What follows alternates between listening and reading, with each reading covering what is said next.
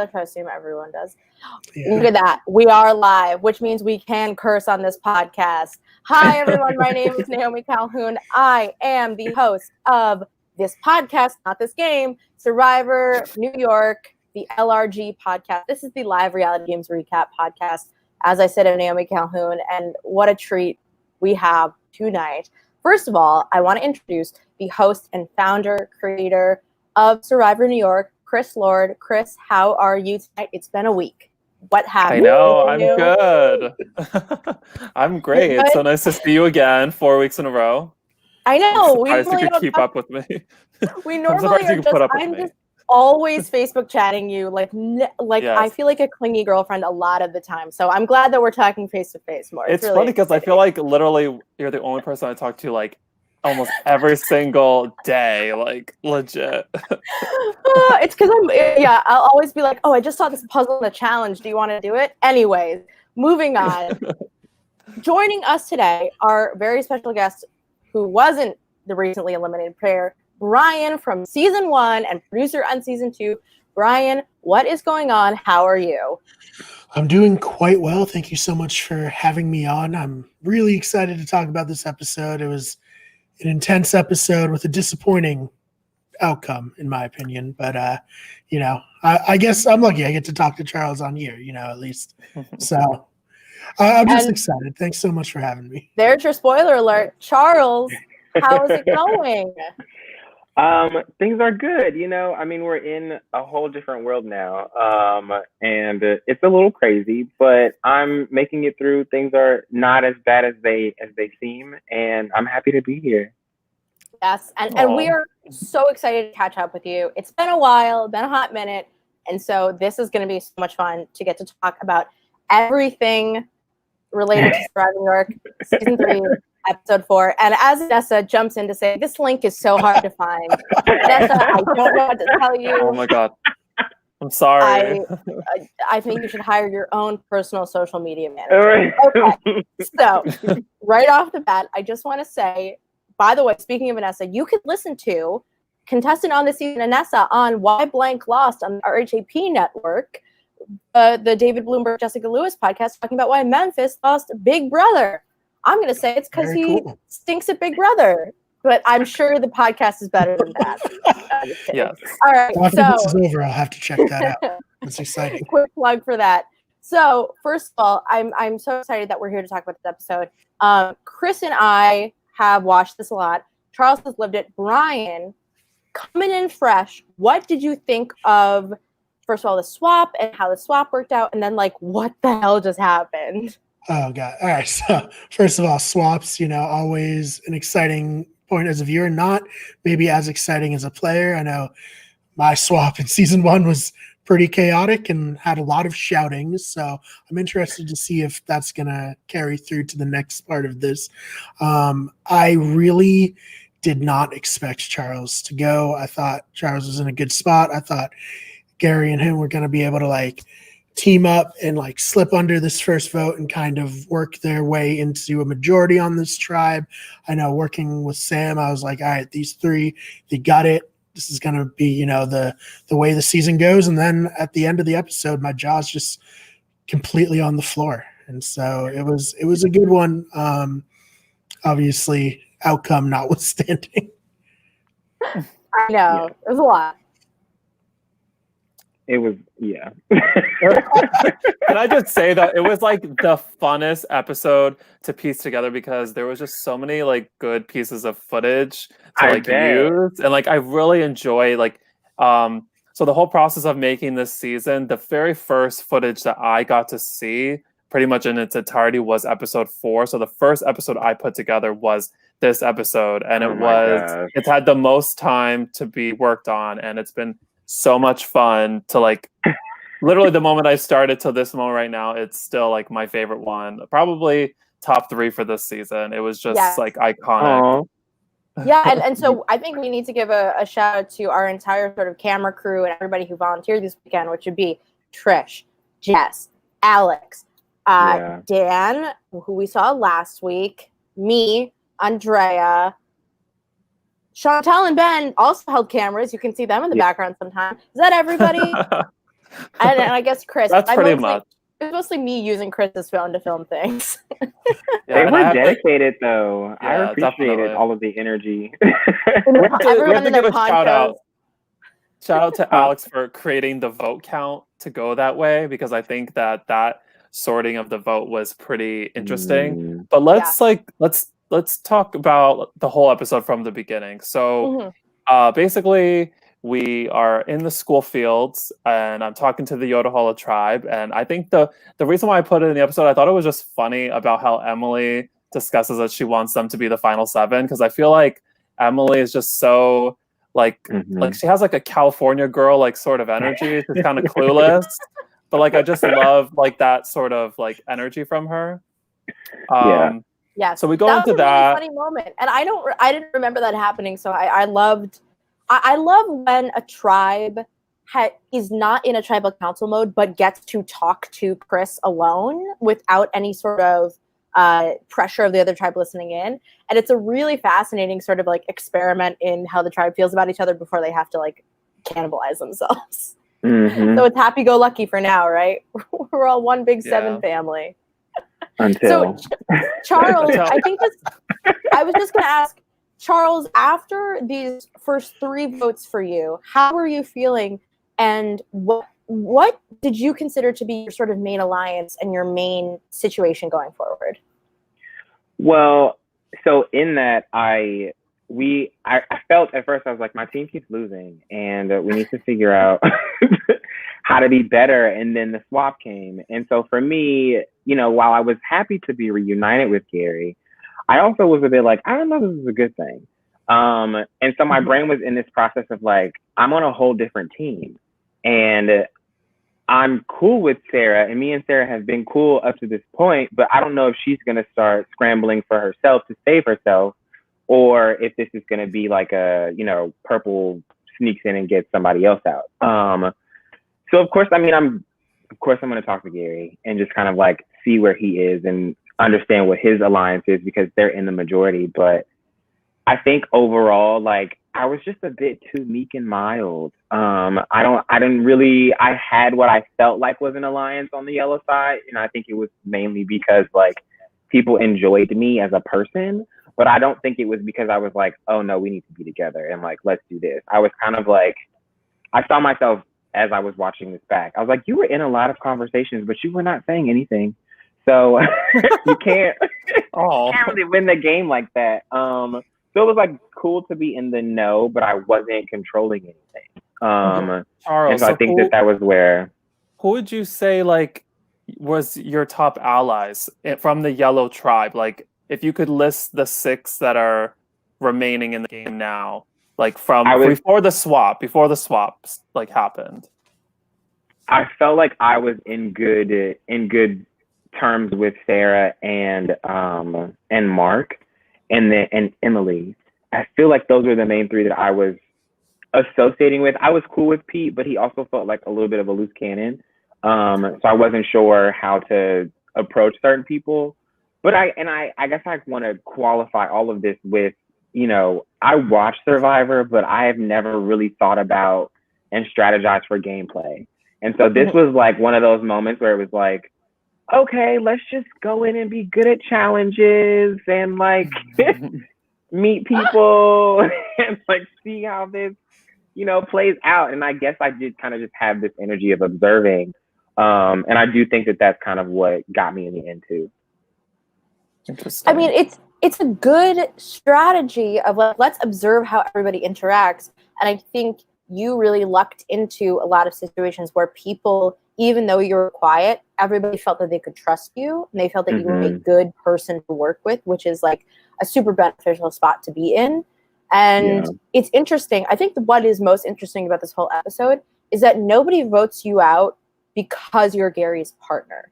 Nobody votes you out because they want to weaken Gary. It's just the yellow versus purple thing, like blown up and out of proportion.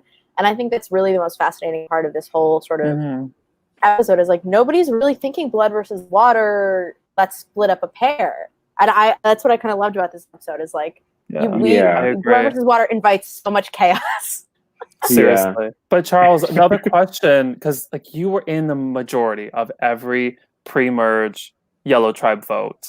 So basically, can you talk us through the Serena vote, the Caleb vote, the Hong vote super quick? And then if you had to guess, if we didn't swap and Yellow had lost one more time, who would have been next? Just a little backstory, because this is the first time we've had somebody sort of in power in the game actually leave the game. Everyone else was voted out because, unanimous vote, whatever, almost.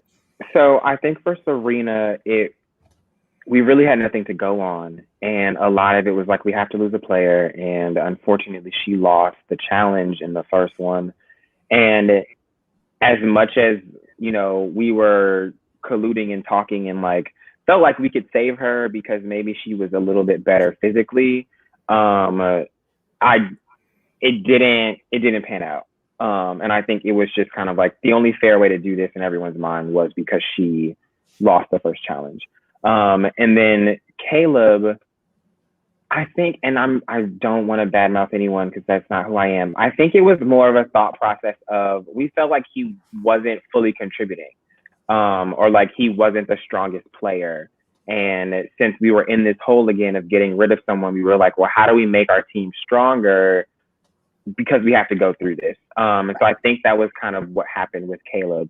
Because he had a presence, I guess you could say, but people felt like he wasn't contributing. As for Hoy, I don't remember why we voted out Hoy. To be honest, voted out Hong. To be fair, Hong. Sorry, Hoy got your ass. Sorry, Hoy. He did. And then I felt all of these like eyes once they figured out who was gone. I feel like it was because she was quiet, and like quiet to the sense where like not a lot of people were talking to her in that regard. At least from my perspective. I feel like Serena was one of her allies in the beginning, and because she got clipped early, it kind of lessened her impact, I would say. That's my guesstimate. And so who would you say is next? If you had to guess, Yellow loses one more time. Was there a person that was discussed amongst you guys? Who we had? Hi, Hoy. We had. You had Emily, Sarah, Mark, Eddie, Pete, and yourself. Ooh. And yourself, yeah. That is a tribal council I kind of want. Oh, and Katie. So yeah, and Katie. The 3 girls, the 4 guys. Oh, Katie. Yeah. Oh, that's a tough one. I feel like, because I don't want to reveal too much, but if I had to guess, I would probably say, I want to say like Pete or Eddie. Wow, I'm kind of surprised. I think it's a little bit of the boys are in a power position, and it's really about if you guys want to sort of stick with Pete's sort of more macho alliance or pivot to the women in the group. Anessa says Emily probably next. I think Emily thought she was in danger, or like thought she was in danger at one point because she messed up or like lost the challenge or was the reason why. But I don't know. There were cross alliances between the boys and girls. And so I think it would have shifted a little bit more on the other side. I think a stronger alliance was present and it could have gotten rid of one of them. So that would have been a very interesting vote, I think. For the most interesting vote for Yellow of the whole game would have been that one. So Brian, go ahead, Charles. No, go ahead. I was going to ask Brian. Brian, what do you think would have been Charles's best move had Yellow originally, the 7 left, gone to Tribal Council again? Like, from watching the season, do you think it would have been a better move to maybe go with the girls or stick with the guys? I think, obviously, like, I don't know what you were thinking at the time, but I think in this, like, non-swapped scenario, you were in a good spot being, an athletic guy who's nice and kind of in the background of everything. So I guess the best thing would have just been going with whoever you felt like was most, into being in a long-term alliance with you. So who do you think that would have been of that group? Like, was there any like, oh, we're gonna work together long term, or was it kind of like it's still early, still team game? I thought it was Mark, but Mark is actually a little like he's really sneaky, or like True. I think he plays a really great game, and that's no shade to Mark. But I would probably say Sarah. I feel like I had the most conversation with Sarah, and that's part of the reason why I felt slightly safe, like with her, because I felt like we could, talk to her and get her into this other vote. But I think she was more concerned about her life because my partner was there. Right. True. That's true. So we have this challenge, and first of all, let's get into this challenge. This was kind of fun, and it started raining, and we were kind of miserable. Like, oh my god! Well, before we get to the challenge, can we just talk about one of my favorite twists that I've ever kind of thought up of was the tribe swap situation that Hoy could have swapped, stayed with his tribe. This was a move that I decided to make so that if a loved one pair got it, they had the option to play the game with their loved one in a sense. Yeah. So this was almost a good chance because at that point, there were still 6 pairs left in the game, but somehow one of the few singles ended up getting that chip. Yeah. And I just want to say that Katie is also here in the chat. And Katie says, Mark kept to himself for short. Hi, Katie. Nice to see you. I think it's a great twist. I loved it. And of course, the odds that a single person gets it is hilarious. Yeah. So, and then at the same time, you had the chance to bump somebody out of their tribe that they had just got swapped on. So it was kind of like you could create drama. So not to discredit Hoy or anybody, but the worst case scenario from a production standpoint happened with a single getting it and them just staying with their tribe. I wanted the reaction of somebody choosing to go to the opposite side and bumping somebody out and causing the chaos, but it didn't happen, and there are more future seasons to use that twist with. Anessa says, I couldn't believe Hoy even considered for a minute going to the other side. And yes, I had to edit that down. He actually thought about it for 3 minutes. He did. He stood there for a little bit. I was like, I know you're strategizing, but come on, that was so funny. I think he made the right decision, and especially as someone who played primarily to make chaos and make flashy moves. Not a great strategy to win. So I think if he's trying to win, this is good. So let us very quickly break down who is on what tribe. So on Charles's new Yadahala, we have, I'm going to nail this. I've watched this episode 5 times. We have Sam. We have Charles and Gary, a loved one pair. We have Louie. We have Hoy. We have Inessa. We have Sanchaya. And we have Sarah. Boom. 7, right? Yeah, because there's 8 votes. You're missing somebody. Oh no, who am I missing? Wait, you said hang never on. mind. Charles is obviously. That was he's. I said Charles. I said Charles. Did you say Louis? I said everyone. Okay. There's 7 people never on this mind. tribe. Sorry. There are 8 people on this tribe. And now I'm 8 panicking. people. Hang on. Yeah, because there were 9 votes. I'm pulling up my voting breakdown. I can't do this. I need to pull up my voting breakdown. Hang on. And then at least on the other. See, now I'm panicking. No, I'm pretty sure I'm right. You know what? Oh, don't. It's 8 people, but I think it's interesting in the episode. It was referenced 6 different times how people said there was 5 purple and 2 yellow, and I didn't understand how they didn't realize that there was 6 purple and 2 yellow. If you go back and watch the episode, they reference it many, many times, and I was kind of confused by that. But yeah, that's 8 on each side. They were colorblind. All right, hang on. I'm doing this again. We have Charles and Gary. We have Sam. We have Inessa. We have Hoy. We have Sanchaya. We have Louie. And we have Sarah. Okay, I probably just held up my fingers wrong. There we go. Okay, great.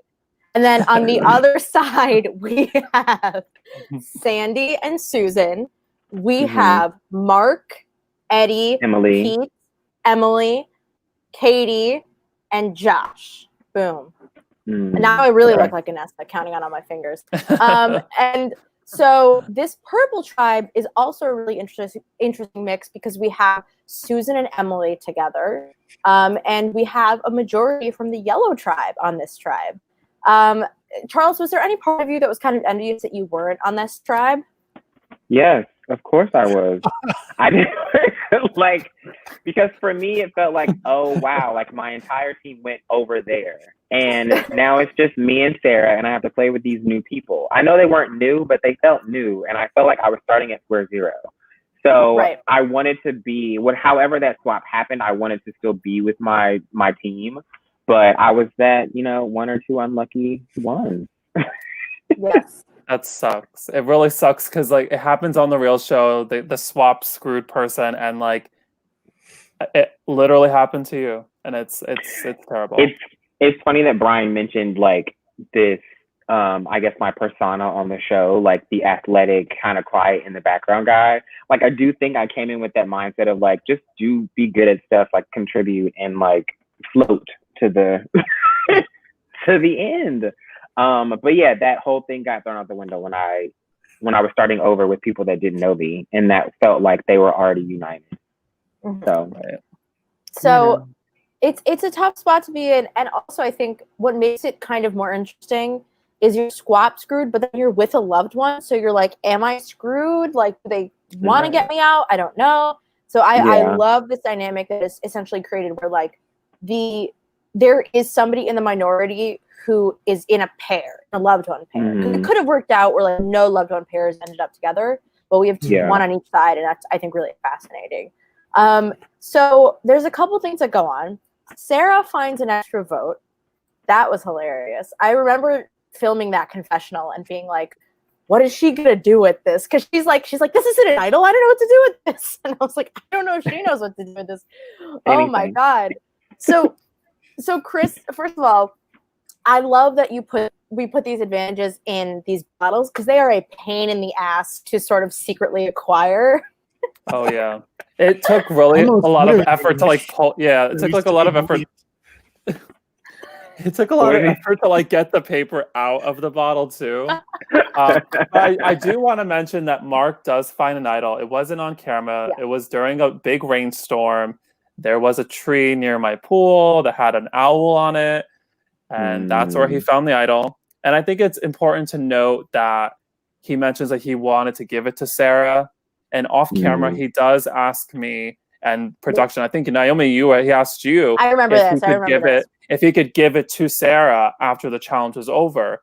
And I remember making the call that because he didn't do it at the challenge in front of everybody, that he couldn't just give her the idol. So the call we kind of made was that like in real Survivor, you would be separated from a tribe unless it was a challenge. So in this game, you can't just exchange an idol because you're in the same sort of vicinity. It has to be while your tribes are together for whatever reason. Which is why Mark ends up not giving the idol to Sarah. But I almost wonder if that idol, had it gone to Sarah, I mean, I feel like the same outcome would have still happened. They would have gotten spooked and voted for Charles, and like panic would ensue, you know? Brian, what did you think of Mark's idea to give Sarah the idol? I mean, I love it. Anything you can like do to kind of think outside the box and kind of move the game forward in a way that helps you, protect an ally. I was really here for it, and I was disappointed that it didn't end up happening. Though I do agree that unless he JT throwing it in Russell's pocket style of thing, like you can't really let the barriers of the game break down just for an exciting moment on the show. Right. Oh yeah. That's just when you're in production, you're like, oh, I think I like had a moment where I was like, oh, I really want to say yes to this, but I don't think we can. It has to be like super fair, It would have made for an even crazier episode. Like it was already crazy, but throw in an idol. I mean, that would have been. It would have just like further confirmed it. It was crazy to me that she only got one vote anyway. Right. I know. I'm like, it's insane. Yes, and Anessa says, funny Sarah was upset it wasn't an idol, but it was better. Everyone thought she had the idol anyway, but it was a deadly double vote. And I think that's a really good point, is that she kind of, and Anessa sort of mentioned this earlier, and there are some great Anessa notes we'll get to this episode, but Sarah has an incredible ability, she is an actress after all, to pretend that she has an idol. And I think that like everyone was spooked by how convincing she was. And I thought she did a great job. If you're ever playing an LRG, maybe take a look at Sarah's masterclass of how to fake that you have an idol. Literally. I totally agree with that. I think if you ever play an LRG and you know that you're about to go home, you tell everyone you have an idol and make it known, because that's going to cause chaos. It's going to make people unsure. Yeah, yeah, that's true. It got the outcome she wanted anyway, but I definitely saw her like shaking up Louis' brain as it was happening. He was like, I don't know what to do. Like, Louis, the panic in Louis' eyes. See the moment. See if you guys at home can find the moment where Louis' eyes truly resonate panic. That was the other thing, though. I was standing right there. So, like, even experiencing that exchange, like, and then I was just like, what the? Yeah. Oh, that conversation is so sad because Sarah just comes up and is like, well, you guys are going to vote for me, right? You're not voting for him. You're going to vote for me. And it's like the funniest. Well, oh my God. How did it play out, Charles? Did she like outwardly say I have an idol, or was she just like implying that she had one? She was implying that she knew that she was probably the target.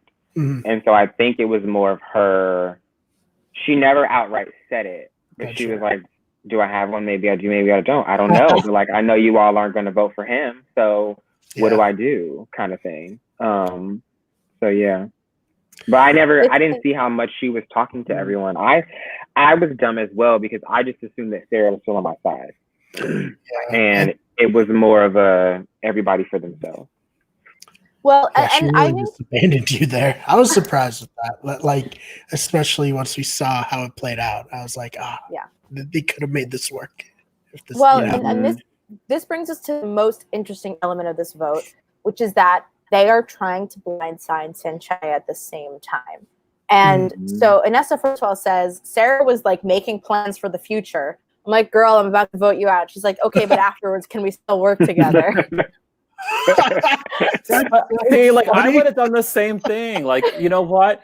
Just in case, if I am still here, at least like she has an idea, like how Anessa may have worked with her or against her. Like it maybe opens Anessa's mind to like, hey, this girl actually wants to work with me if she is here. So she's putting like little seeds of like, I could still use her if she ends up staying. I don't know if Anessa thought that way, but it's a possibility. So let's talk about the Sanjaya blindside that never happened. Did not work out. Yeah, it seems like, and from what a lot of former players have said, or the alumni of the season have said, that Sanchaya ended up finding out about this somewhat blindside, and a lot of what Hoy and Anessa were doing were making moves to counteract the blindside, but you still, if you had Sarah's votes, you would have had the votes. So I think it's super interesting. So Charles, can you walk us through like hearing about this blindside, and then if you had any communication with Sarah about the potential of this blindside? I think, so that was, it came up when I was talking to Sam and Gary, because they had their own personal relationship with Sanchaya, or like they had their own experiences with her as they were moving through these first few challenges. And I think in their back of their mind, because she didn't have a loved one, she felt like a wild card and they didn't fully trust her. And so in that point, they were like, well, we've got Charles, an extra person. If we can swing someone else to vote this way, then we can get her out and she won't see it coming. And I think my job was to convince Sarah, and Gary's job was to talk to Louis.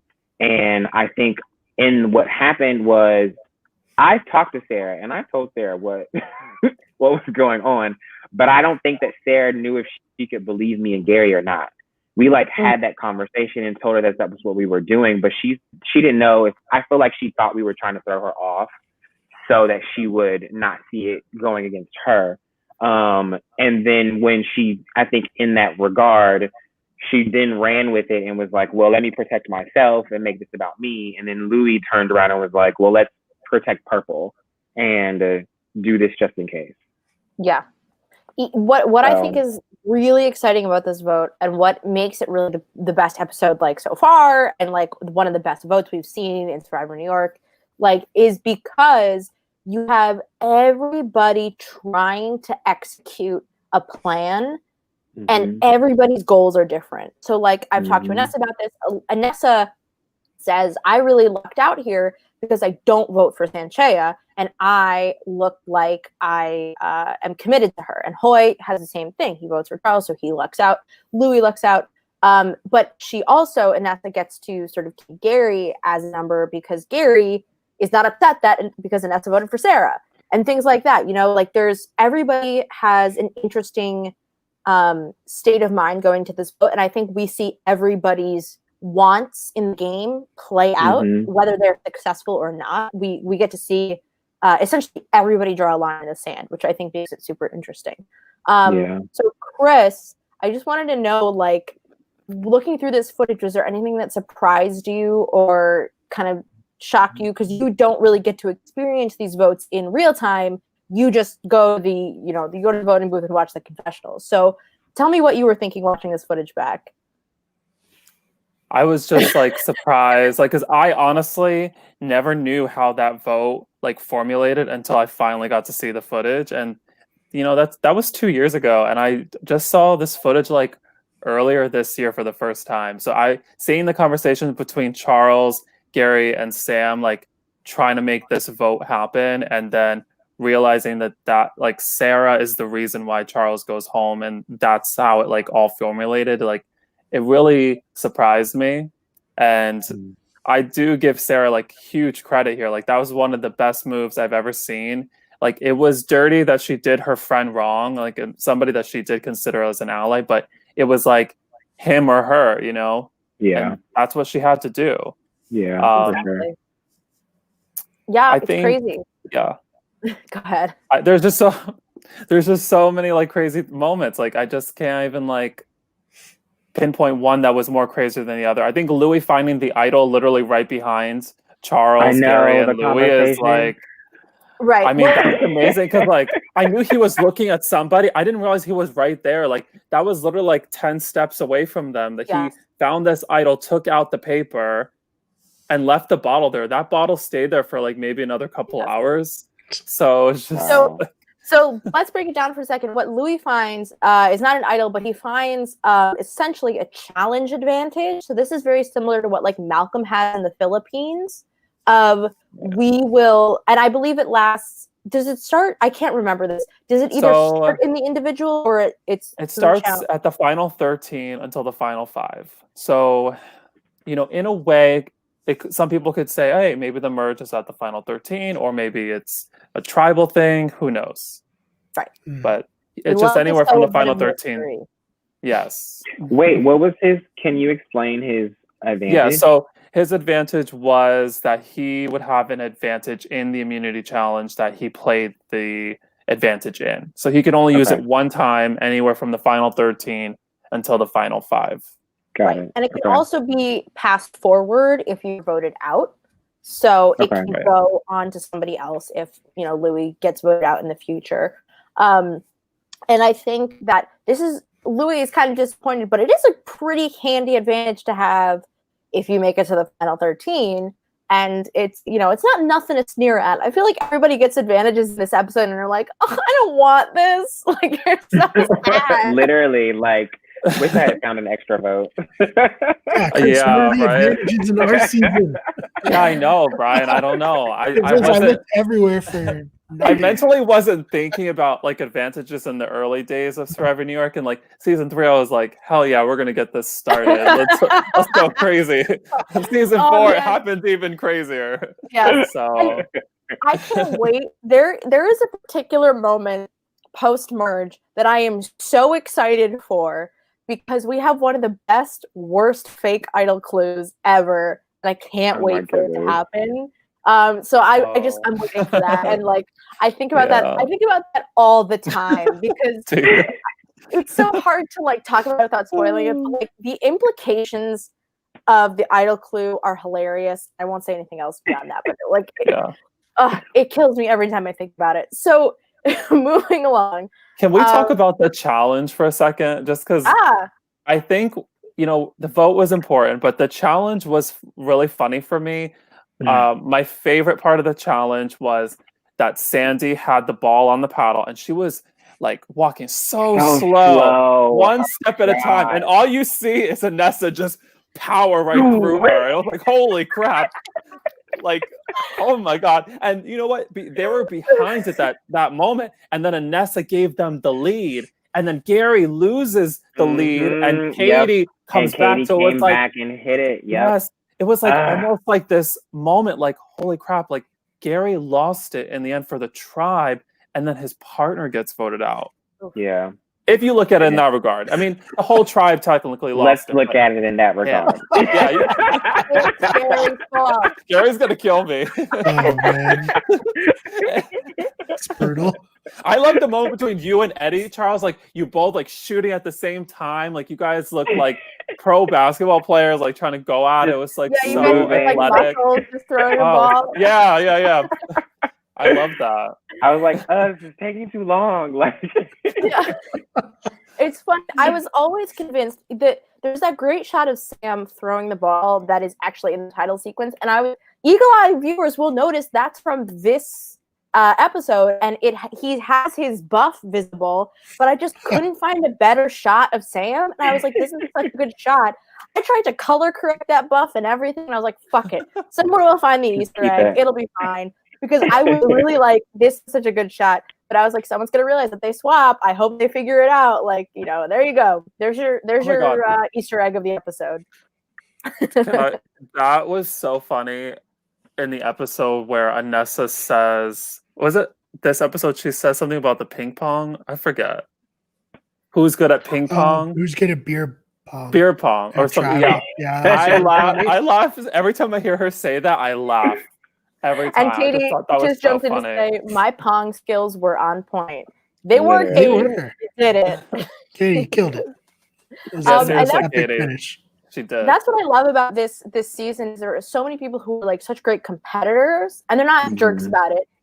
But they want to win really badly, and they come to play. And like that's what these challenges, especially in the swap, are some of I think the most intense challenges we have of the whole season, and for good reason. Is like nobody wants their ass to go home, and so I really love these challenges, especially like everyone's in their ponchos and stuff, like just trying to stay dry. Another thing I don't think we talked about enough is just Sam in general, because Sam is a big part of this episode, and what we kind of see in the preview is Sanjaya is pissed at Sam. Capital U, upset, and with good reason. So, Brian, what do you think of Sam? We all know Sam. We love Sam. What do you think of this guy? Sam seems like a cool guy. He seems to have a mind for the game. Having also screwed up the swap vote on my season, I'm quite sympathetic to his. I don't think he's going to get lucky enough to have like other people yelling at each other and be able to like slink back into the background like I did. I think this is a bad thing for Sam. But I think I even said in my voting confessional to you, Chris, like, I'm pretty sure I just blew up my game. And Sam says, I'm pretty sure I just blew up my game. So, Sam, I feel you, man. These swaps are tough. Yeah. Yeah. Oh, my God. Tall is Sam? He seems like a giant of a man. He is very tall. So tall. But I think Gary kind of got lucky in that regard because, or at least from the preview, because even though he was a part of that, he gets to be more outraged. Yeah. Hell yeah. Hell yeah. You guys will see that. You will see Gary outraged for a long time. Let me just say, this episode has ramifications until the finale. They still talk about this vote until the last episode, and I have to listen to it. I have to listen to them talk about it every single round. Oh my God. Only one. Go out with a bang. Seriously, right? Charles, they talk about you until the end. And I love it. Oh my God. That's what I love about this game, is that like people take things so personally with good reason. And Gary, you're totally right, Charles. Like Gary gets to be as pissed as he wants to be because his friends just voted out his loved one, and like I love you see like this tribal council has so many funny faces. First of all, what I showed Chris because I've been making a ton of GIFs is and you can go to giphy.com/channel/Survivor New York. Hang on. All right, hang on. Look. There's so many funny GIFs. There's so many funny. Yes, there's so many funny GIFs. One of my favorite is Hoy pulling his buff over his face. Oh, yeah. And then what happens is Hoy pulls his buff over his face. Chris goes, if anybody has a hidden immunity, now's the time to play it. Sarah tends to get up and then goes, no, I'm just kidding. And you can see Hoy laughing through the buff over his face. It's so funny. Just go back and watch like vote reading, onwards. And like I didn't even know that until Naomi pointed it out. I thought it was hilarious. I never even noticed. Yes, so you can go to giphy.com/channel/Survivor New York and find all of the amazing Survivor New York GIFs. And I say amazing not because I made them, but I did make them, but because the faces are so funny. And I gift all of Mark's Tribal Council sit-in reactions, which I'll have to post this clip. I basically just held a camera to Mark's face in episode 3 and said, just give me some faces. And then Chris used all of them. So I'm so thankful for that. And that full clip will come out soon. But Charles, what did you think about Gary's face reacting to you losing, and then Anessa counting her fingers about the vote? What was your thought? To be honest, I literally couldn't focus on anyone else because in my mind I was like, these bitches. But I was because if anyone is blindsided, it was me. Like it was truly me, and I was like, I tried to wear my face really like calm and collected because that's like who I am. But I was just like, whoa, what? How did this? Where do we? And I knew Gary wasn't involved, so like I had no. I saw him, but I was just like, I don't even. That's can't funny. Do anything about this now. Like I messaged Gary and I said, Gary, it was the first loved one that saw another loved one get voted up. Like, why didn't you like say bye, Charles? Maybe give him a hug. And Gary told me that he was so in shock that he didn't even know like how to react in that moment, to say anything to you. And like you didn't even really react and say bye to him. I mean, I know you off camera, you guys had said goodbye because you had left and stuff like that. But like on camera, it was just like you got your torch snuff, you left. Gary just saw you leave. That was it, and it was kind of like crazy.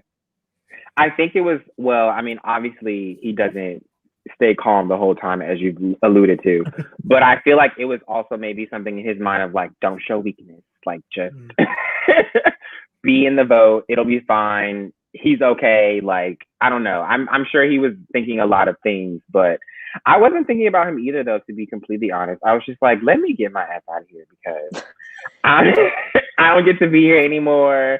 And I was like sad in my own way because I was like, I've only been here for like 4 things. I wanted to play more, but it was okay. So Brian, really quickly. So Brian played with his girlfriends in season 1. You guys played a good part from like the swap on together. Yes.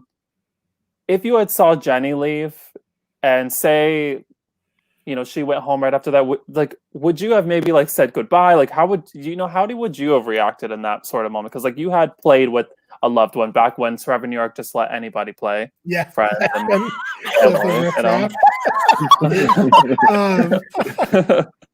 yeah. So that was a different circumstance in that we were like secret partners almost. Yeah. I love secret partners. Yeah. So I don't know. And also, Gary got blindsided here.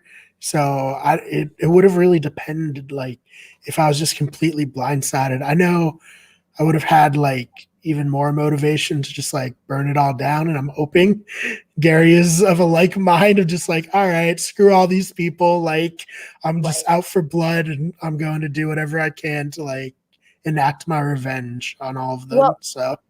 Yeah, and I think what actually could work to Gary's advantage, I don't want to spoil anything, is that like his tribe mates didn't want to vote out Charles. They did, and like they had to live with the consequences. But Gary sort of gets to be like rightfully upset.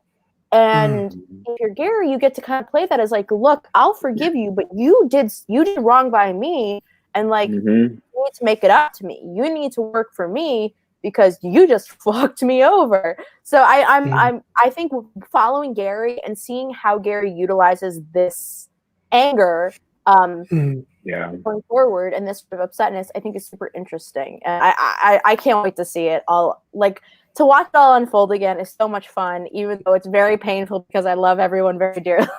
Right. Yeah, you were like mother hen. I got added to the group chat. I was thrilled. I got in. Also, I did make memes. So this is the first meme I made. The Planet Sarah. I love this. I think it's so funny. This is so good. Here's the other one I made. I saw this one. This one was really great, actually. So if you want to submit your own Survivor New York memes, you can. How do I get this on the screen? There we go. You can send them to our Instagram because I have nothing to do during the day. So send me your memes. I'm all here for it. And I think I just love this episode so much. And losing anybody on this tribe, I actually think is such a detriment. And I think what is great about the season is everybody's such a character that when we lose one person, episode 4, we're like, oh my God, how are we going to recover from this? Like every episode is like another heartbreaker. And that just goes to show, I think the audience really loves everybody on this season, but also just goes to show how nice everyone is and how kind and fun and sort of competitive, but kind about it they were, which is really exciting.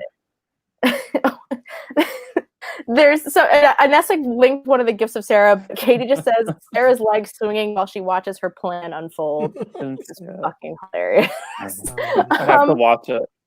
So are there any sort of, I don't want to say final thoughts, I just want to say, is there any sort of thoughts as we reach sort of the vote out and the tribal council that makes us all emotionally sad and devastated?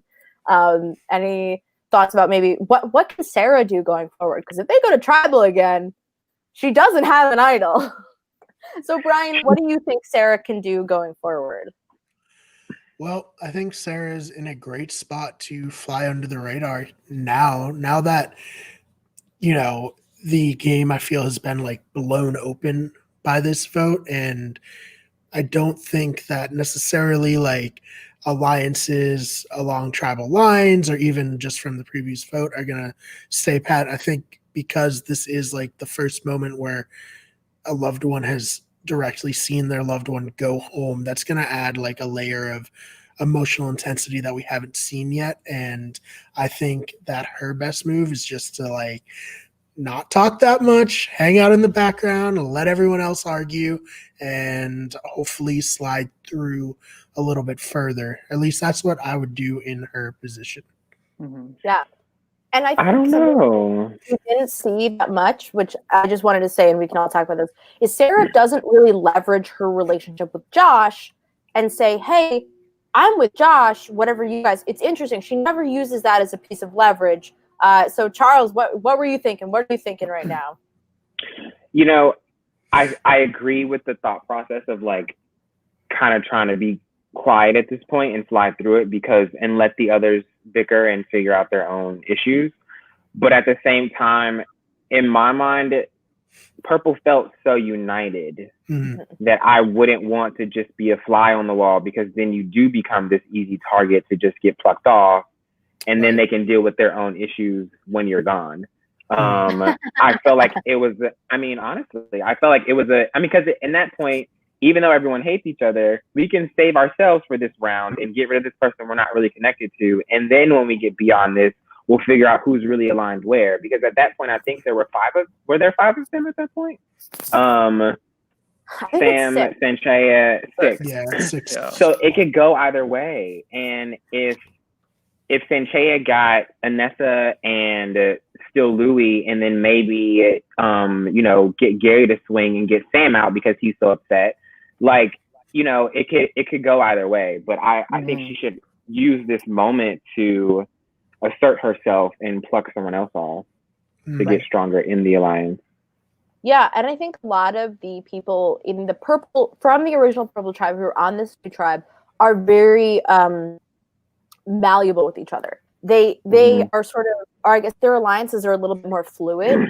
It's not just like, hey, I'm, Sam and Gary are in an alliance, and Asahoy and Louis are on the other side, and Sanchez with them. Like, the alliances are very, very fluid going forward. So I think you're right to say that, like, what Sarah can do is assert herself and then try and, like, gather as many people as possible to make something happen. Because I do think Pedro is a little bit more flexible than they seem. Did it come out later for the rest of the tribe that she had an extra vote, or did people just have to put it together that she did that? So it's kind of funny you bring it up. So Yeah. I was waiting for someone to clock me on this, but nobody clocked me on it. So how it happened was I said everyone voted one time. Even Sarah, she voted one time. I brought back the votes. I said that if anyone has a hidden immunity idol, if you'd like to play it, now would be the time to do so.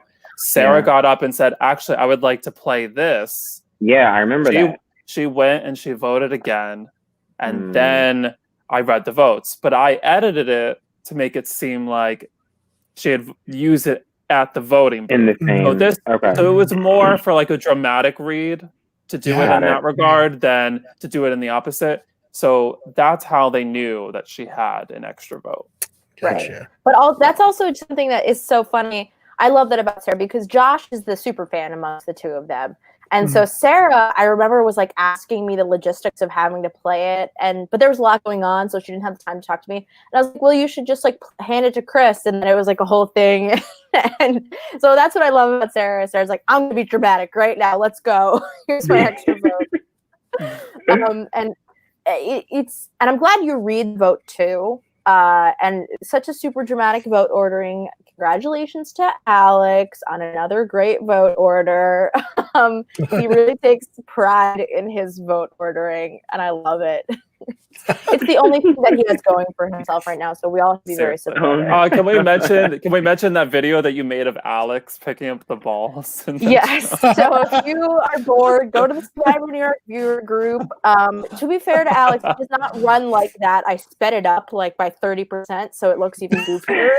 It was hilarious. Alex, so in the individual immunity challenge for the Yellow Tribe, Alex was like the ball boy of the tennis court and makes a good catch on one of your throws, Charles, which is also a gift. So check that out.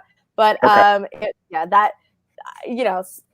there's so much like little snippets of footage that I want to share that like I have to hold on to still. I think there's a clip of Chris at one point going like, "Let's get these bitches in here," and it's so funny. Yeah, I actually heard me say that. And I was like, "Wow, what is wrong with me?" What?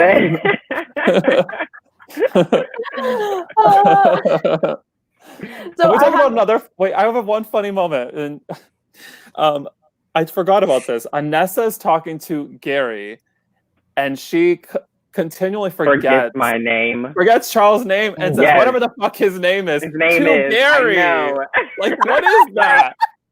Like, if I was Gary, I'd be like, are you serious? It's so rude. I'm sure it's not intentional, of course. It's not intentional, but like, Anessa, that's his partner.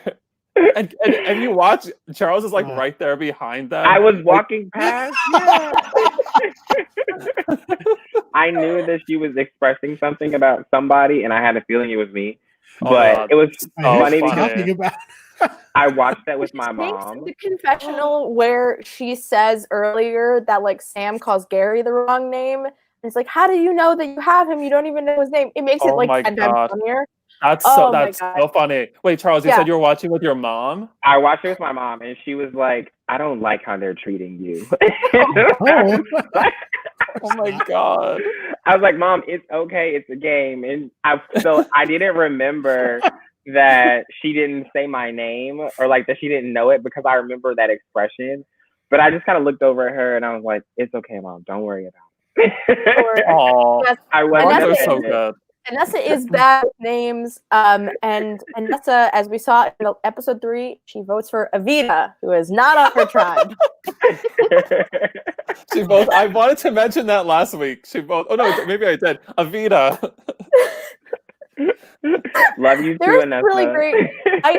There's some really great votes in this season. There's some great misspellings, some great like butcherings, and season 4 has like a couple funny ones too. So like, I'll be sure to post that content as well.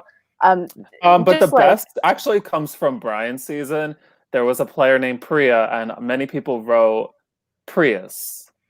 Yeah, that's messed up. Yeah, the Oh, no. winner of the season. We're Come gonna on, have we to gotta have, vote like- that out. We're gonna have to have like a 16 seed bracket of like worst Survivor in New York spelling of a name. And, like, Yeah, I think that would be funny. I can't Oh, man, remember my name if has- I voted for her, but I don't think I butchered her name. I definitely didn't write Prius. My And then name after is a that, we're in great alliance, Survivor so. butcher name. I have seen so many votes that just totally whiff my name. And every time I'm more mad about spelling my name wrong than I am about getting voted out. I'm like, these assholes. They couldn't ask me before I got voted out what my name. Oh, Can you imagine? How do you spell your name? That's so funny. That's so funny. And also, Anessa, like her confessional right after that moment where she's like, "We're gonna vote his partner out next." I think that was so snarky and it was so funny, and it was like the first time that like the true Anessa that I've known from the rest of the game like came out, and I was like, "That's the Anessa that I know that played Survivor New York. Finally, she's here." And it's She's here, so all right. funny. It's so funny. Of course. I love this episode so much, and it's been so great to like catch up with you, Charles. I just wanted to ask you, like, first of all, Survivor New York, you were part of it. Would you do it again? Did you have a good experience? What do you take away from this experience? And then also, like, what are you up to? What are you doing? I see your success. I see you thriving on Instagram. So how was Survivor New York for you as an experience? I didn't really know what to expect. I went into it because Gary really wanted to play and he needed a partner. And so I'm the kind of person that's open. I'm always open to experiences. Like I'll try it once and then make my decision from there, how I feel about it. And so even though I felt unprepared because I was like, oh, I'm going to watch all these episodes of Survivor to get ready. And like life happened and none of that happened. So it was just kind of like, all right, we're going to go in here and just wing it. And that's kind of what I did. I mean, I did not enjoy the camping in the rain. I will say that, but I enjoyed the whole process. Like it was fun. I wish I would have worn different shoes. I would do it again. I think it's when they were just like, they had no traction. I was just like all over the place, but, these are like all, hindsight is 2020. But these are, it was fun. It's like an interesting way to see another side of yourself, and to get to explore, this competitive side that we don't really get to experience without there being like repercussions.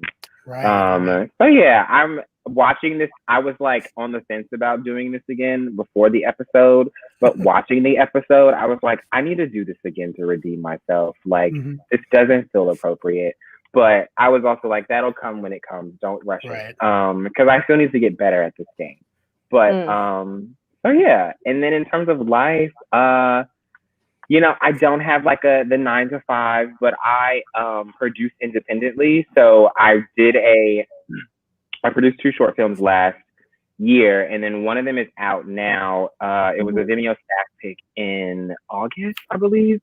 And it was a short of the week, and it's been it's in its festival run now. So it's kind of like, that's why I keep putting those little stories on my Instagram, because it's like another one and another one. It's like cool in that regard. Beyond that, I'm helping, I have another short that I did I think 5 or 6 years ago, and the director kind of took her time because of life. And that one's out now too, and it's in festivals. So I'm just kind of reaping benefits from years past, I guess you could say.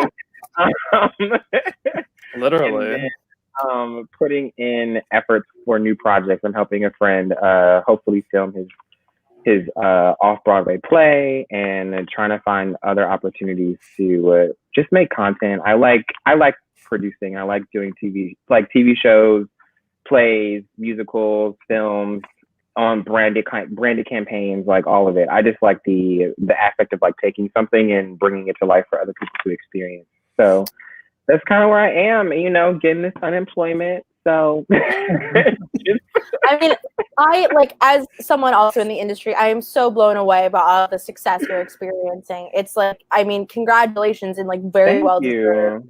To be a Vimeo staff pick, I think is very, very cool. Like, and on a festival, like, you know, accolades and awards. There's so many. You have to post Instagram. I love that. No, I know, and I'm like, I don't want to be that guy, but then at the same time, it's kind of just like my whole goal with the one that I've been posting the most about. The whole goal with that was just for people to see it. Like, it wasn't about, you know, I mean, obviously, if you're in festivals and things, people will see it more. But it felt, we made that back in like March of 2019, and for it to be ready this year in this climate, it was just like, this is kind of perfect timing. Like, let's just push it. And everyone kind of agreed. So to have people kind of hear it or see it and it reverberate with them at least a little bit to think about how they view others, that was really the main goal of it. So I'm just happy that people are seeing it. Yeah. What's the film called? It's called An Occurrence at Arverne, Arverne. It's still on Vimeo, and yeah, it's only 7 minutes long, so check it out. Oh, that's cool. That's the best part of making short films. You're like, you have no excuse. It's under 10 minutes.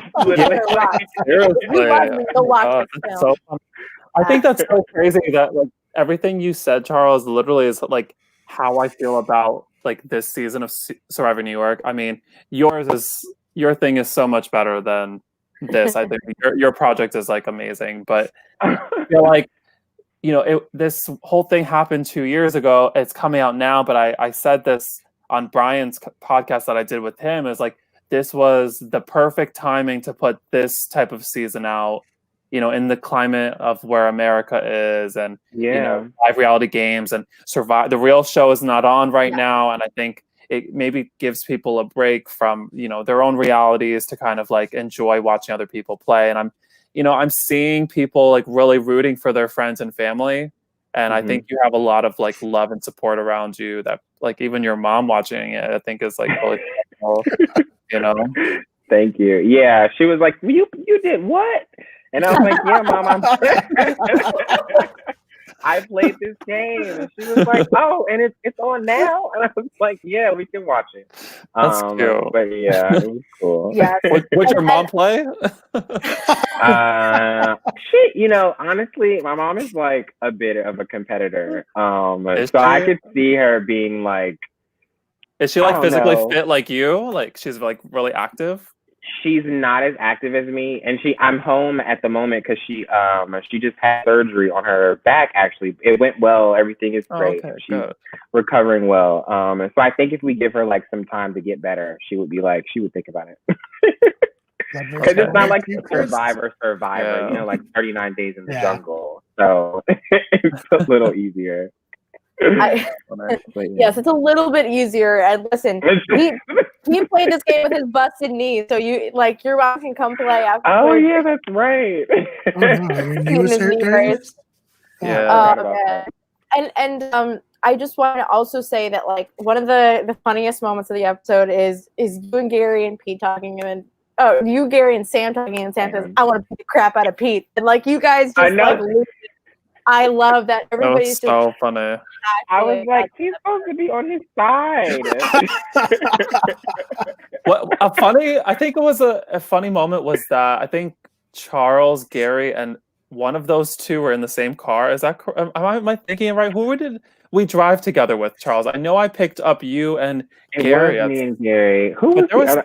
There was somebody else that was with us, and I remember. I think it wasn't Mark, right?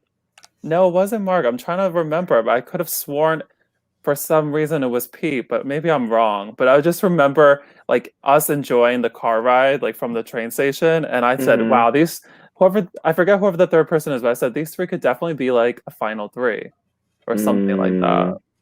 Yeah, I think a lot of people like speculated just because of like how the game was playing out. And I was grateful that people thought I could win. So Yeah, a lot of people. Yeah, like, oh, you thought I could win? Great, I'm taking it. Like, right, I'll take it. Right.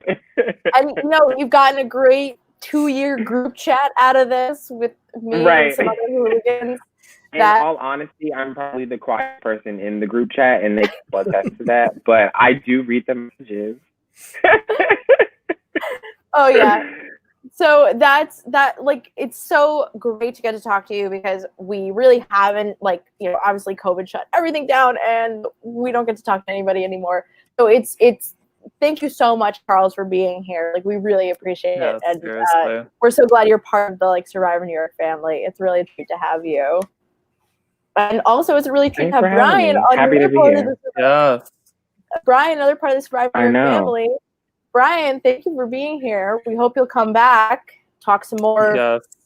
Whenever you want to have me back, I'll happily come Brian, back. do you have anything that you want to plug? I know Brian, you do podcasts all the time. I'm a fan of your Buffy the Vampire Slayer podcasts. Say if somehow you haven't grown completely tired of hearing me talk on this, I have a lot of other things I talk on. The Buffy the Vampire Slayer podcast, called the Sunnydale Review. Ben, who I think is going to be on next week, and he was on my season. He and I and another friend cover Big Brother with the podcast The Have Not Room. And then we have a YouTube channel called Wicked Good Everything, and we do sketches, video game content, just, tons of random stuff. So if you want to check that out, see what's going on, that's there. And yeah, again, thank you so much for having me. Charles, very nice to meet you, which was under better circumstances. For sure. Hey, you've got to come back. Everyone listen to his podcast. I appreciate that. And I would definitely check out your short films. I'm excited to do that. You got to come back. What was that?